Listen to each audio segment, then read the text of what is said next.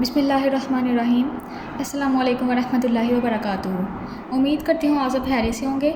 Students, आज हम कर रहे हैं 9th क्लास एक्सरसाइज 1.1 से पार्ट 1। ठीक है, तो हेडिंग आ गया हमारे पास, identify each of the following as a rational or irrational number. कह रहा है कि आइडेंटिफाई करें जितने भी नंबर्स दिए गए हैं इस पार्ट में वो रैशनल हैं या फिर इरेशनल। तो यहाँ पे ये साबित करने के लिए कि कौन सा नंबर रैशनल है कौन सा नंबर इरेशनल, हम सबसे पहले रैशनल और इरेशनल के बारे में जान लेते हैं।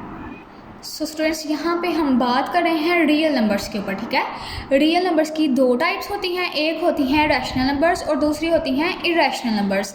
सबसे पहले हम रैशनल नंबर्स पे बात कर लेते हैं। रैशनल नंबर्स आगे जाके दो हिस्सों में डिवाइड हो जाते हैं, एक टर्मिनेटिंग डेसिमल नंबर्स और दूसरा non terminating and recurring decimal numbers. अब मैं आपको बता देती हूँ कि टर्मिनेटिंग डेसिमल नंबर्स क्या होते हैं।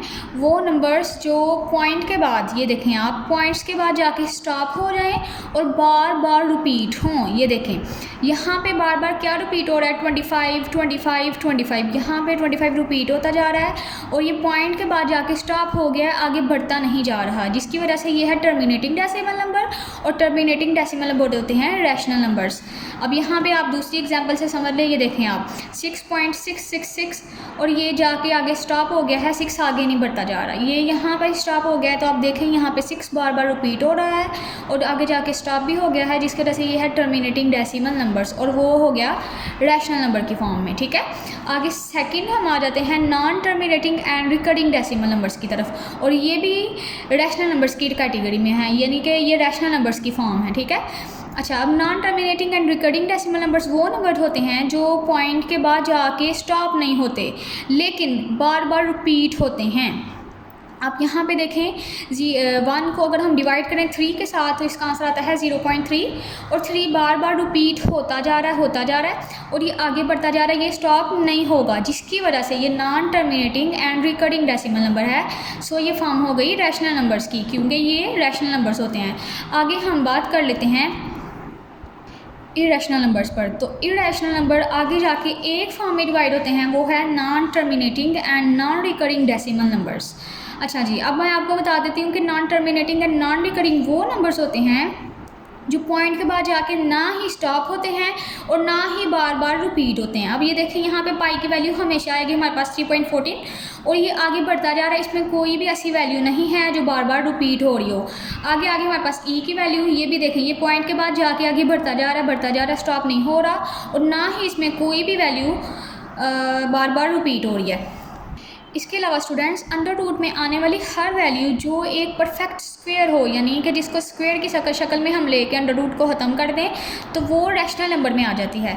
लेकिन अंडर रूट में आने वाली वो वैल्यूज़ जो एक परफेक्ट स्क्वायर ना हो तो वो होती हैं non terminating and non recurring decimal numbers. अगर आप यहाँ पे देखें, अगर हम लें अंडर रूट 25, तो जब हम 25 का अंडर रूट लेंगे तो ये हमारे पास आ जाएगा 5, तो ये हो गया रैशनल नंबर।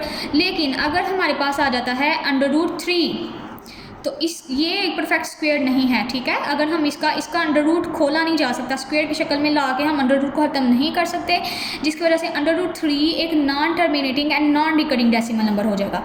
तो चले हम बढ़ते हैं अपने सवालात की तरफ। तो ये आ गया जी हमारे पास हमारा क्वेश्चन नंबर 1। क्वेश्चन है हमारे पास 2.3535 और आप यहाँ पे देखें 35 बार बार रिपीट हो रहा है 35, लेकिन ये जाके स्टॉप हो गया, आगे नहीं बढ़ता जा रहा। तो वो नंबर्स जो पॉइंट के बाद जाके स्टॉप हो जाएं और बार बार रिपीट हों तो वो आ जाते हैं रैशनल नंबर्स में। तो ये हो गया जी रैशनल नंबर। ठीक है, क्वेश्चन नंबर 1 हमारे पास आ गया है रैशनल नंबर की फॉर्म में। आगे आ गया जी हम क्वेश्चन नंबर 2 की तरफ। क्वेश्चन नंबर 2 है हमारे पास 0.6 और 6 के ऊपर है बार। इस बार का मतलब होता है कि जिस भी वैल्यू के ऊपर बार है वो वैल्यू आगे बढ़ती जा रही है, स्टॉप नहीं हो रही और रिपीट होती जा रही है।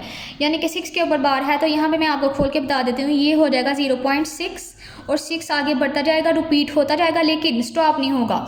तो वो वैल्यूज़ जो पॉइंट के बाद जाके स्टॉप ना हो लेकिन रिपीट हों तो वो होती हैं रैशनल नंबर्स।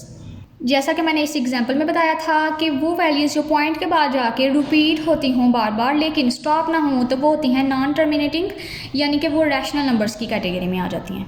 सो ये वाला हो गया जी रैशनल नंबर। आगे बढ़ते हैं क्वेश्चन नंबर 3 की तरफ। ये आ गया जी हमारे पास हमारा क्वेश्चन नंबर 3। क्वेश्चन नंबर 3 है हमारे पास 2.236067 और ये आगे बढ़ता जा रहा है, ये स्टॉप नहीं हो रहा और ना ही इसमें वैल्यूज़ बार बार रिपीट हो रही हैं। कोई भी ऐसी वैल्यू नहीं है जो इसमें रिपीट हो रही हो और ये स्टॉप भी नहीं हो रहा, आगे बढ़ता जा रहा है। तो सो ये हो गया इरेशनल नंबर। जैसा कि यहाँ पे मैंने बताया था कि वो वैल्यूज़ जो पॉइंट के बाद जाके स्टॉप ना हो, आगे बढ़ती जाएँ और ना ही रिपीट हों, तो वो होती हैं इरेशनल नंबर्स। सो ये हो गया जी इरेशनल नंबर। आगे हमारे पास क्वेश्चन नंबर 4, वो है ई की वैल्यू। अगर आप देखें, अगर हम कैलकुलेटर से निकालें ई की वैल्यू शिफ्ट, तो ये आ गई है ई की वैल्यू। तो ये है 2.7182 और ये आगे बढ़ती जा रही है, स्टॉप नहीं हो रही और ना ही इसमें कोई भी ऐसी वैल्यू है जो रिपीट हो रही हो। तो ये हो गया है इरेशनल नंबर। आगे हमारे पास क्वेश्चन नंबर 5, वो है वैल्यू पाई की। तो एग्जाम्पल में मैंने आपको समझाया था प्रॉपरली। ये देखें आप, यहाँ पे पाई की वैल्यू आगे बढ़ती जा रही है, स्टॉप नहीं हो रही और ना ही इसमें कोई भी ऐसी वैल्यूज़ हैं जो बार बार रिपीट हो रही हों, जिसकी वजह से ये non terminating and non recurring decimal number हो गया। तो ये जो डेसिमल नंबर्स होते हैं ये होते हैं इरेशनल नंबर्स। सो पाई हो गई हमारे पास इरेशनल नंबर।